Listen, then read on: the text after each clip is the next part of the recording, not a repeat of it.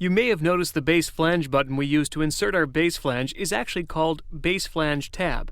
Well, this is because this button has two uses.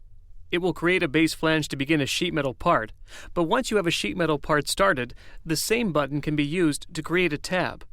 The tab feature is used to add material with the same thickness and direction as an existing sheet metal face. To create a tab, simply begin a sketch on an existing sheet metal face and create a profile. The profile can be any shape, as long as it overlaps the existing material. With the profile completed, I'll exit the sketch and click the tab icon. If you don't have your sketch pre-selected, SolidWorks will ask you to choose a sketch for the tab. The properties you see here are the same as we saw earlier when creating the base flange, so I'll simply click the green check, and the tab is complete. If you need to make any changes later on, you can click the tab feature in the Feature Manager tree and either edit the sketch to shape of the tab or edit the feature to change its properties.